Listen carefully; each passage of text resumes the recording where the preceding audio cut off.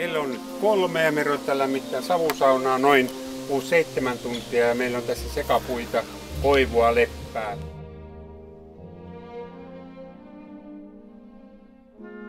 No niin, ja niillä on vähän isompi savusaunan luukku, eli tänne mahtuu se 70 senttinen puu. Tuolla vissiin ja lähdetään täältä yläpäästä sytyttämään. Niin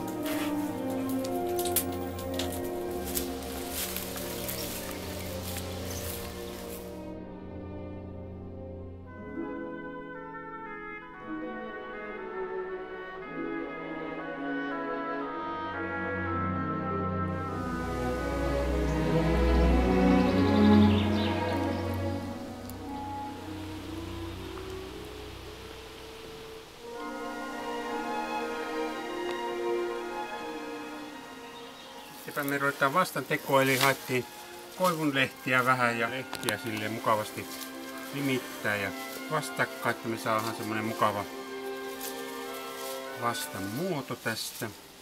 Näin.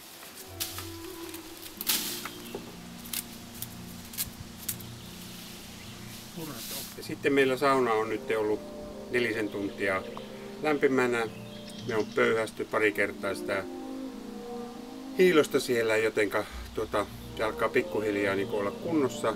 Voidaan tehdä silleen, että otetaan nuo loppuhiilet sieltä pois, sinne vettä ja se lähtee sitten noin nokilöylyt ja sen jälkeen niin laitetaan räppänät kiinni ja 1,5 tuntia jopa tämmöinen kesäaikana niin sauna alkaa olla niin kunnossa mennä uimaan ja siellä me tätä vastaan sitten tarvitaan.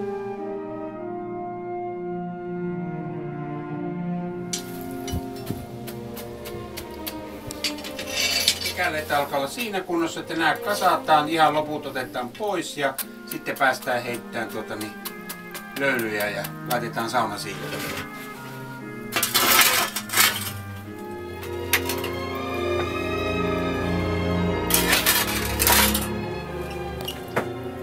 No niin, nyt me heitetään nokilöylyt, me saadaan noki kiuattimista irti ja sitten sauna saa sen tunti-puolitoista siirtyä ja